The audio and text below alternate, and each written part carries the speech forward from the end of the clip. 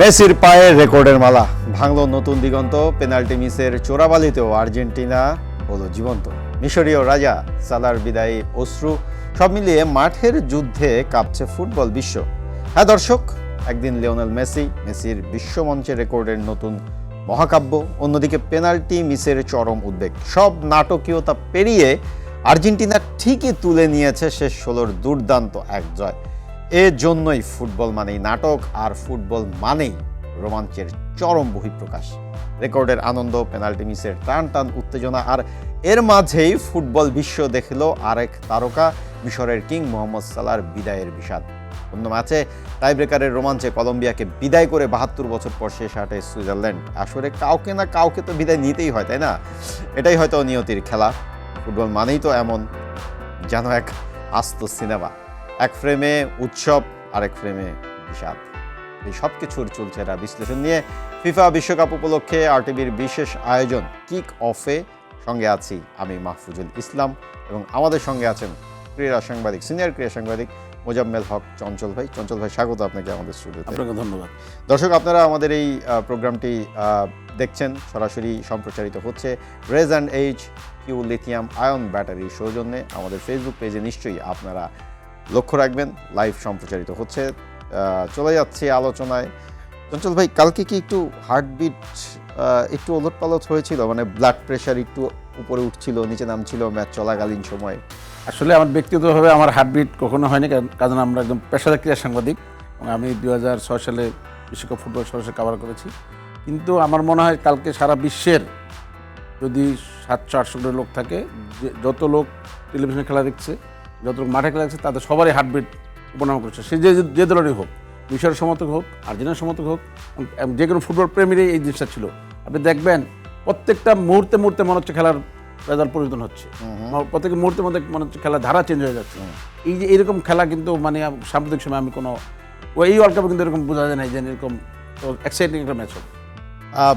ম্যাচের আগে তো অনেকে অনেক ধরনের প্রেডিকশন করেছিল, বাট রাউন্ড অফ 32-তে আসার পর এবারের ওয়ার্ল্ড কাপে যে কেউ যে কোনো সময় বাদ পড়ে যেতে পারে তার একটা সম্ভাবনা কিন্তু আমরা আগেই করেছি। জার্মানি তার বড় উদাহরণ, ব্রাজিল, তারপরে জাপানের সাথে ভালো একটা ম্যাচ খেলার পরে নরওয়ের সাথে বাদ পড়লো। এগুলো এক্সাম্পল তো আছেই। কোনো সবগুলো ম্যাচই যে 50-50 হবে এই বিষয়ে তো আপনার একটা মানে নিশ্চয়ই ধারণা নিশ্চয়ই ছিল। তো সেক্ষেত্রে মিশরকে আপনি মানে যদি ম্যাচ অ্যাজাম্পশন করতে বলেন, অ্যানালাইসিস করতে বলেন, তাহলে মিশরের লু ফলসটা আসলে কোন জায়গায় ছিল? আমার মনে হচ্ছে মিশর এর আগে দুটো ম্যাচ 120 মিনিট খেলার পরে ওদের শারীরিক সক্ষমতা, স্ট্যামিনার ঘাটতি শেষ দিকে আমার মনে লক্ষ্য করেছে। যে কারণে, এবং যেটা আপনি আলাপ করতেছিলাম, যে ডিফেন্সিভ মিডফিল্ড থেকে ওদের যে আক্রমণে উঠে আসার এই শুরুটা, একটা বিশাল গ্যাপ কিন্তু সৃষ্টি হয়েছে এখানে, এবং আর্জেন্টিনা এই জায়গাটাকে কাজে লাগাচ্ছে শেষ দিকে, ম্যাচের শেষ দিকে। এইটা আমার মনে হয় ম্যাচের পুরো টার্নিং পয়েন্ট, যে মিশর এই আপনার ওই গ্যাপটার সৃষ্টি করাতে ওদের এই এখানে আমরা গতকালকে যে দেখেছি, যে ফরমেশনে মিশর খেলেছে, যে তারা মূলত ডিফেন্সিভ মিড থেকেই হচ্ছে গিয়ে ম্যাচটাকে মেক করেছে, এবং পরবর্তীতে হচ্ছে গিয়ে তারা কাউন্টার অ্যাটাকেই গোল করেছিল। যেই গোল দুটোর কন্ট্রোভার্সি নিয়ে আমরা নিশ্চয়ই কথা বলবো। তার আগে যদি একটু বলি যে আর্জেন্টিনা প্রথমে গোল কনসিড করে ফেলার পরে, গোল খেয়ে যাওয়ার পরে, যদি সোজা বাংলায় বলি, আর্জেন্টিনার দলটাকে না কেমন জানি মনে হয়েছে যে হচ্ছে গিয়ে তারা, আর্জেন্টিনা কিন্তু এরকম দল না যে তারা পৃথিবী মানে তাদের ফুটবল ইতিহাসে কিন্তু বিরল যে হচ্ছে গিয়ে তারা প্রথমে গোল খাওয়ার পরে আবার ব্যাক করেছে। আপনি যদি বাতিস্তুতার সময়ের থেকেই ধরেন, কিংবা ওই সময়ের থেকে একটা দীর্ঘ সময় যদি ধরেন, এই 18 ওয়ার্ল্ড কাপের আগ পর্যন্ত ধরেন, তারা প্রথমে গোল খাওয়ার পরে কিন্তু ব্যাক খুব কম। এই জায়গাটাই তো 18 ওয়ার্ল্ড কাপের পরে একটা আর্জেন্টিনা দলের চেঞ্জ এসছে নাকি? এবারের ওয়ার্ল্ড কাপে এর প্রভাবটা কীরকম দেখছে? আপনি যথার্থই বলেছেন, কারণ আর্জেন্টিনার খেলা আমরা যতটুকু দেখেছি এবং এই পর্যন্ত যতটুকু খেলা আমাদের দেখার সৌভাগ্য হয়েছে, প্রথম গোল করে আর্জেন্টিনা হয়তো ম্যাচ হেরেছে অথবা আপনার জয় নিয়ে বেরিয়ে গেছে, কিন্তু এই প্রথম গোল খাবার পরে 2 গোল, এটা কিন্তু মানে এটা বোঝানোর কোনো ইয়ে নেই। 2 গোল খাবার পরে যেভাবে আর্জেন্টিনা ব্যাক করেছে এবং যেভাবে খেলা ফিরে এসেছে এবং ম্যাচ উইন করেছে, এটাকে অবিশ্বাস্য ঘটনা। আমার মনে হয় এটা একটা, মানে কালকে আর্জেন্টিনা তার ওয়ার্ল্ড কাপের সেরা খেলাটা খেলছে, মানে এই পর্যন্ত আমি যা খেলা দেখেছি আর মেসির হ্যাটট্রিক, মেসির জোড়া গোল, এই মধ্যে যতটাই খেলা খেলেছে, কিন্তু কালকের খেলাটা ছিল সবচেয়ে বেস্ট।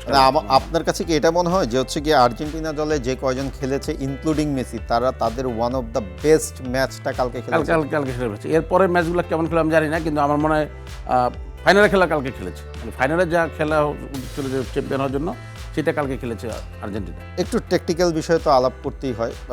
আর্জেন্টিনা যেই ফরমেশনে খেলেছে সেটা হচ্ছে গিয়ে ধারণা করা যায় যে 4-1-3-2, কিংবা সেখানে তাদের ফরমেশনও কয়েকবার চেঞ্জ হয়েছে। আলভারেজকে শুরু করিয়েছে, পরবর্তীতে চেঞ্জ এনেছে। সবগুলোই হচ্ছে গিয়ে ট্যাকটিক্যাল একটা ইনক্লুশন তো ছিল, কিন্তু কালকে মেসিকে যেভাবে ইউজ করেছে, এটা এবারের ওয়ার্ল্ড কাপে যতগুলো ম্যাচ আর্জেন্টিনা খেললো তার মধ্যে মেসির যেই ক্যারেক্টারটা সেখান থেকে একটু ডিফারেন্ট মনে হয়েছে কিনা? অবশ্যই মেসি তো সবসময় একটু রয়েছে বুঝে শুনে ধীরে স্থির গতিতে কিন্তু খেলাটা শুরু করে। কালকে ম্যাচের প্রথম থেকেই মনে হচ্ছে অ্যাগ্রেসিভ, ম্যাচের চরিত্রের সাথে মিলে না।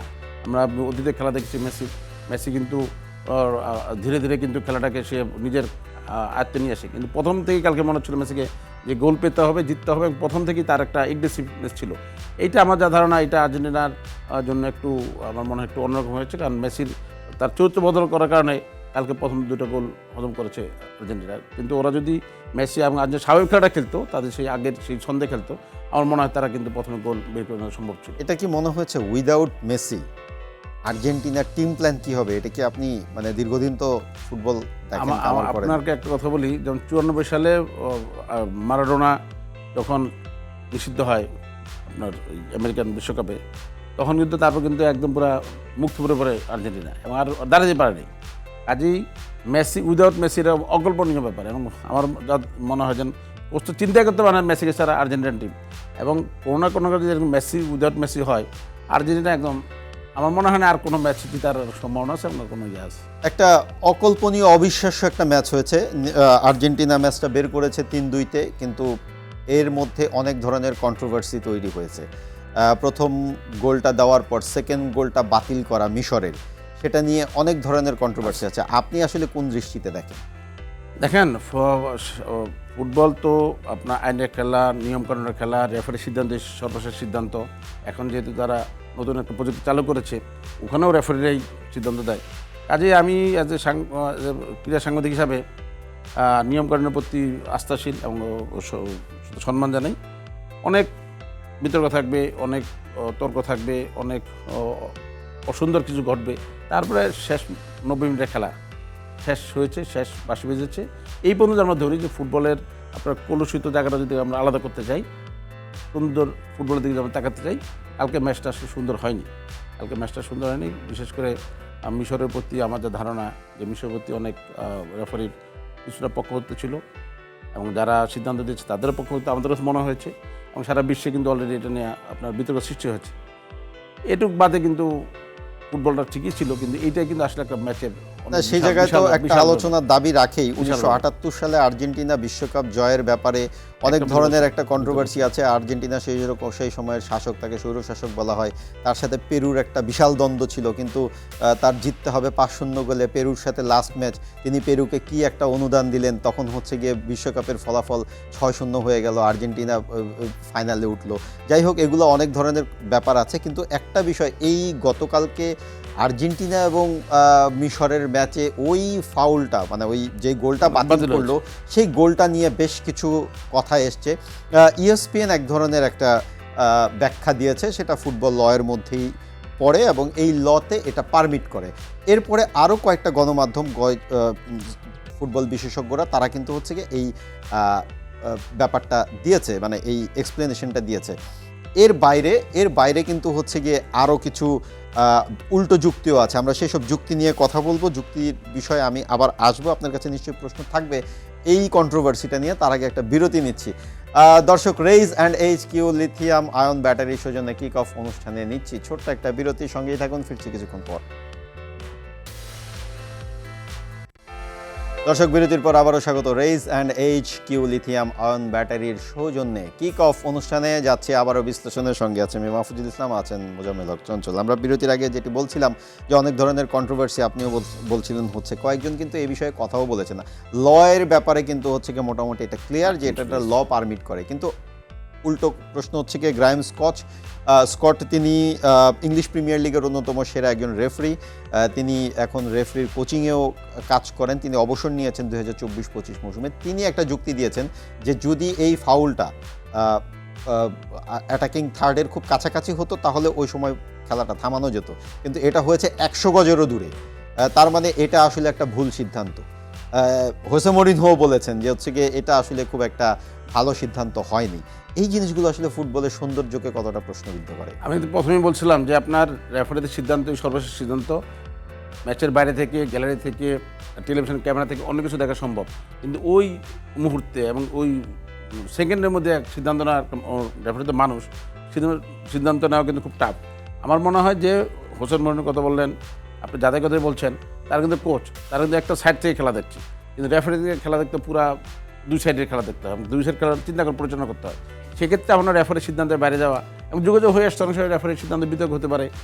না, এটা তো হয়, রেফারির সিদ্ধান্ত তো বিতর্কিত হবে, কিন্তু একটা জিনিস ভিআর যেটা বিতর্ক এড়ানোর জন্য তৈরি হয়েছিল, এবারে ওয়ার্ল্ড কাপে দেখলাম অনেকগুলো ম্যাচ, নট অনলি আর্জেন্টিনার ম্যাচ, অনেকগুলো ম্যাচই কিন্তু আমি আপনাকে আবারও বললাম যে ভিআর চালাচ্ছে কিন্তু রেফারি এবং তারাই কিন্তু পরিচালনা করে।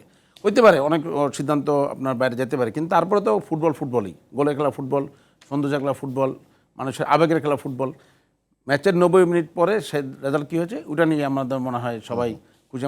কালকে দেখবেন সারা বিশ্ব কিন্তু আপনার আবার ফুটবলের প্রাণ ফিরে এসেছে। কালকে ব্রাজিল বিশ্বকাপ থেকে বিদায় নেওয়ার পরে, জার্মানি বিদায় নেওয়ার পরে পর্তুগাল চলে গেল, কালকে যদি আর্জেন্টিনা চলে যেত, আলটিমেটলি আমার বিশ্বকাপ ফুটবলের আবেদন এবং নিবেদন যেটাই বলেন কালকে কিন্তু একদম উবে যেত। সেক্ষেত্রে ফুটবলের সৌন্দর্য, ফুটবলের আবেগ আবার ফিরে এসেছে এবং মেসির মাধ্যমে ওয়ার্ল্ড কাপ ফুটবল তার আমেজ ধরে রেখেছে। এবং আমার মনে হয় সারা বাংলাদেশের মানুষ কালকে একটা ভালো ম্যাচ দেখেছে এবং মানুষ আর্জেন্টিনার সমর্থক যারা, আর্জেন্টিনার সমর্থন যারা করছে না, তারা সবাই মিলে একটা ভালো ফুটবল ম্যাচ দেখেছে। এটা নিয়ে আমার মনে হয় এবারের বিশ্বকাপটা কিন্তু একটা কন্ট্রোভার্সিও কিন্তু হয়েছে, যেমন ইরান মেক্সিকো থেকে এসে খেলতে হয়েছে। ইউএসের মেইন স্ট্রাইকার তিনি লাল কার্ড দেখার পরে সেই লাল কার্ড বাতিল হয়েছে। ট্রাম্প আবার এটা বলেছেন যে এটা তো এবার ফিফার, আপনি যেটা বলেন, ফিফার কিন্তু একটা মেরুদণ্ডহীনতার পরিচয় পাওয়া গেছে। কারণ আমরা সবসময় দেখে আসছি ফিফা মানে একটা জাতিসংঘের চেয়ে কিন্তু বেশি সদস্য ফিফার, এবং তারা কিন্তু স্ট্রিক্ট আইন কানুনের ব্যাপারে সব। কিন্তু এবারই প্রথম দেখলাম যে কোনো দেশের চাপে আপনার ফিফা যে সিদ্ধান্তগুলো নিচ্ছে এগুলা এরকম যদি হয়ে থাকে তাহলে নেক্সট কিন্তু ফুটবল এটা নিয়ে কিন্তু ইউরোপীয় সারা দেশ, সারা ওয়ার্ল্ডের বিশ্বের মানুষ কিন্তু একটা নিন্দা করিয়েছে। এবং ফিফা উচিত এই ধরনের তাদের যে আইনের যে তাদের সবসময় যে আইনের শাসন এবং আইন প্রতিষ্ঠা করার যে তাদের প্রত্যয়, সেটা থেকে তারা অনেক দূরে সরে চলে। ফুটবলের বাজার তো একটা বড় ব্যাপার, সেটা সবাই চায় যে হচ্ছে বড় দলগুলো থাকুক, রাইট? সেটা ঠিক আছে। তারপর কিন্তু বড় দল আপনি ইচ্ছা করলে তো পাবেন না, বড় দল খেলতে পারেন। জার্মানির মতো বিশাল টিম ব্রাজিল আউট হয়ে গেলো, এখানেও তো সবাই চাচ্ছে যে জার্মানি ব্রাজিল থাকুক, কিন্তু মাঠের পারফরমেন্স তো আপনার যদি না করতে পারেন তাহলে আপনার কীভাবে থাকবেন? আমি যেটা মনে করি যে ফিফার উচিত যে এই ধরনের, যেমন ট্রাম্পের ফোনে ট্রাম্প স্বীকার করলো যে আমি ফোন করেছি, এবং তাদের এক ফুটবলারের আপনার সেটাকে 1 বছর পরে স্থগিত করলো, এই ধরনের কন্ট্রোভার্সি আসলে উচিত না। আমরা আসলে আলাপ করলে অনেক আলাপই করব, নিশ্চয়ই আরও আলাপ আমরা বিরতির পরে এসে করব। আমাদের ছোট্ট একটা বিরতিতে আবার যেতেই হচ্ছে। দর্শক, raise and HQ lithium ion ব্যাটারির সৌজন্যে কিক অফ অনুষ্ঠানে নিচ্ছি আরও একটা বিরতি, সঙ্গেই থাকুন।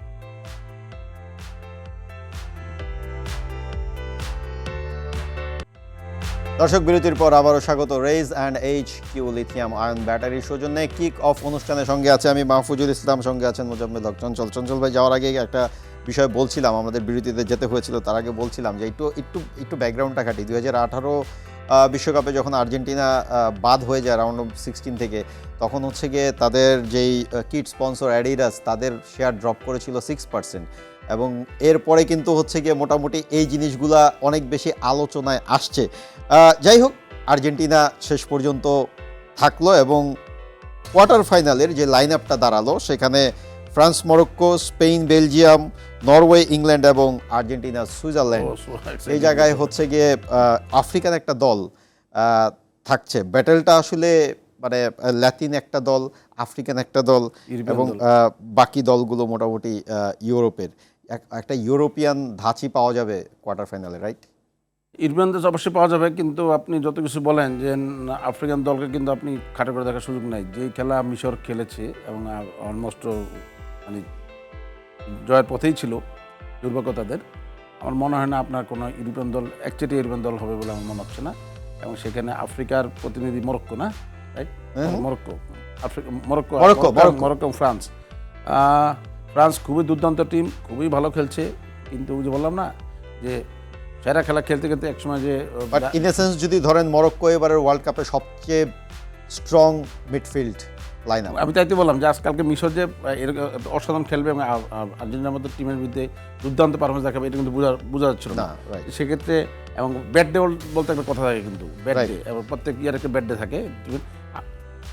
ফ্রান্স কিন্তু এখন পর্যন্ত ওই ব্যাট ডেটা মানে খারাপ দিনটা আসেনি, এবং খারাপ দিনটাকে তাদের কোয়ার্টার ফাইনালে আসে কিনা এটা নিয়ে আমার একটা আশঙ্কা আছে, যেহেতু টিমটা মরক্কো, এবং মরক্কো তো নিশ্চয়ই চাইবে মরণ কবর দিবে, এবং আমার মনে হয় যে ম্যাচটা খুব টাফ ম্যাচ হবে, ফ্রান্সের এত ইজি হবে না। রাইট, সবগুলো ম্যাচই 50-50 হবে। স্পেন বেলজিয়াম, আমি স্পেন নিয়ে একটু বলতে চাই যে ধরেন স্পেন এখন পর্যন্ত কোনো ওয়ার্ল্ড কাপে কোনো গোল কনসিভ করেনি।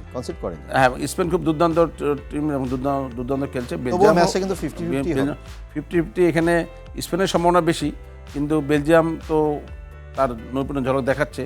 এই ম্যাচটা বলা যাচ্ছে না যে কি হবে আসলে। এখন সবচেয়ে ইন্টারেস্টিং স্পেন কোনো গোল খায়নি এখন পর্যন্ত, সেটি বলতে চাচ্ছেন। গোল খায় নেই, এদিন যে খাবে না এটা আপনি বলতে পারবো না। বললাম তো যে এই কোয়ার্টার ফাইনালটা খুবই টাফ কোয়ার্টার ফাইনাল, এবং কারা জিতবে আসলে এটা কিন্তু প্রেডিকশন খুব টাফ হয়ে যাচ্ছে, বলা যাবে না। নরওয়ে ইংল্যান্ডের ম্যাচও হবে এখানে মানে আমার মনে হয় যে এইবার ওয়ার্ল্ড কাপের কোয়ার্টার ফাইনাল সবচেয়ে বেস্ট ম্যাচটা হবে নরওয়ে ইংল্যান্ড, এবং আপনি ইংল্যান্ডের কেইন, এদিকে হল্যান্ড, সব মিলিয়ে কিন্তু আসলে এই ম্যাচটা সবচেয়ে বেস্ট ম্যাচ হবে বলে আমার মনে হয়, এবং এই কোয়ার্টারের লাইনআপে সবচেয়ে ইন্টারেস্টিং ম্যাচ হতে পারে। আজকে একটা ম্যাচ হয়েছে সুইজারল্যান্ড কলম্বিয়া, সেখানে হচ্ছে গিয়ে এটা দুর্ভাগ্য গোলকিপারটা জিতেছে, এবং সুইজারল্যান্ড 72 বছরের ইতিহাসে প্রথম, এবং টোটালি আপনার গোলকিপারের অবদান, এখানে অন্যান্য প্লেয়ারদের আমি ওরকম কোনো দিচ্ছি না। একমাত্র বললাম না, ওই যে একটা কারো ফরচুন ক্লিক করে সুইজারল্যান্ডের গোলকিপার তার পারফরমেন্স দেখিয়ে, সেক্ষেত্রে আর্জেন্টিনা তার প্রতিপক্ষ পেয়ে গেছে সুইজারল্যান্ডকে। সেটা আসলে কতটা তাদের জন্য কোয়ার্টার এখানে ফাইনালে আমার মনে হয় তেমন একটা ভালো হবে না, এটা তেমন একটা টাফ হবে না আর্জেন্টিনার জন্য, কারণ সুইজারল্যান্ড আর্জেন্টিনার ম্যাচে নিঃসন্দেহে আর্জেন্টিনা অনেক এগিয়ে থাকবে, এবং আর্জেন্টিনা জিতবে। পরবর্তীতে সেমিফাইনালে কী হবে সেটা তো বলা মুশকিল, কিন্তু আমার মনে হয় এই একটা ম্যাচ কোয়ার্টার ফাইনালে যে টাফ ম্যাচ হবে না, তেমন বেগ পেতে হবে না আর্জেন্টিনাকে। আমরা কি তাহলে মোটামুটি ধারণা করতে পারি যে হচ্ছে গিয়ে সেমিফাইনালে ইউরোপিয়ান 3টা দল, লাতিনের একটা দল? না, এটা আপনি বলতে পারবেন না যে সেমিফাইনালে ওইখানে আপনি মরক্কোকে কিন্তু কোনোভাবে কিন্তু ফেলে দেওয়ার মতো না। আপনি মরক্কোকে, আমি আশাবাদী মরক্কো নিয়ে। আর ইন এ সেন্স যদি এবারের ওয়ার্ল্ড কাপের কোয়ার্টারের লাইন আপে আপনার এক্সপেক্টেড দলের জায়গায় কি আপনি জার্মানিকে এক্সপেক্ট করেছেন কিনা? না, আমি কখনোই কিন্তু এবার জার্মানিকে কিন্তু আমি ওই হিসাবে দেখিনি, এবং আমি ওয়ার্ল্ড কাপ শুরুর আগে একটা লেখা লিখেছিলাম, সেখানে কিন্তু আমি স্পেন, ফ্রান্স, ইংল্যান্ড এবং আর্জেন্টিনাকে নিয়ে আমার ভবিষ্যৎবাণী ছিল, এবং আমি জার্মানি, ব্রাজিলকে আমি ওই হিসাবে কিন্তু আসলে আমার মানে মতে আসেনি।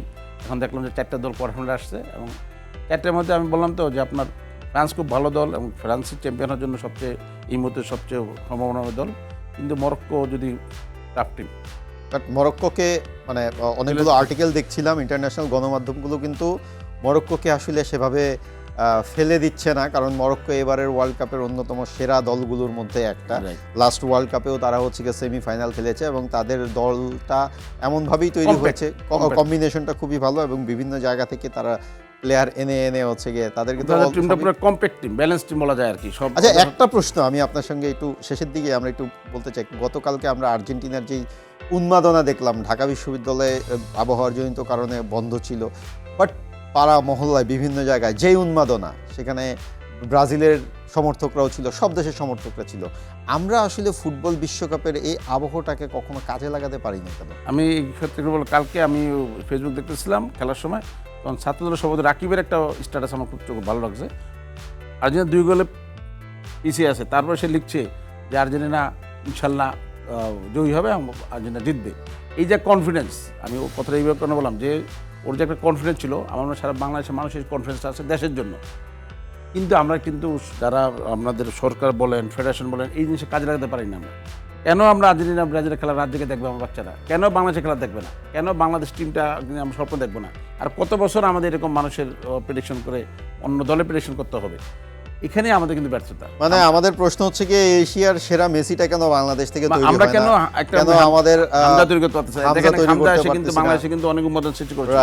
আমাদের হামজা কোথায়? আমরা কিন্তু এই হামজা কিন্তু ইংল্যান্ডের হামজা, কিন্তু আমাদের কোনো হামজা তৈরি করতে পারিনি। না, আমাদের লোকাল ফুটবল ডেভেলপমেন্ট, লোকাল জাতীয় দলের লোকাল স্ট্রেংথ নাই, বাড়ানো, আমাদের এই একদম জিনিসগুলাই হচ্ছে একদম ইম্পর্টেন্ট। চঞ্চল ভাই, আপনাকে অসংখ্য ধন্যবাদ। আমাদের আপনাকে সাথে ধন্যবাদ, থাকার আর টিভি সবাইকে ধন্যবাদ। আমরা দর্শক দেখছিলেন Raise and H Q lithium ion battery সৌজন্যে কিক অফ অনুষ্ঠানটি আজকে এ পর্যন্তই। তার আগে একটু বলে রাখি যে বিশ্বকাপ আসবে, বিশ্বকাপ যাবে, আমরা বিশ্বকাপ দেখব, বিশ্বকাপ নিয়ে মাতামাতি করব, দলকে সাপোর্ট করব।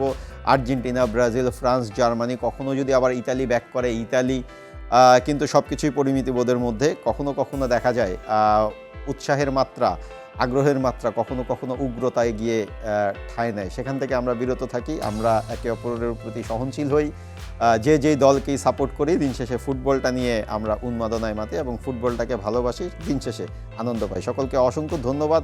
আমি মাহফুজুল ইসলাম ছিলাম এখন এই পর্যন্তই। আগামীকাল ঠিক একই সময়ে অন্য কোনো অতিথিকে নিয়ে আপনাদের সামনে হাজির হব। সে পর্যন্ত ফুটবল উন্মাদনায় মাতুন। ভালো থাকেন, সুস্থ থাকেন, সবাইকে ধন্যবাদ।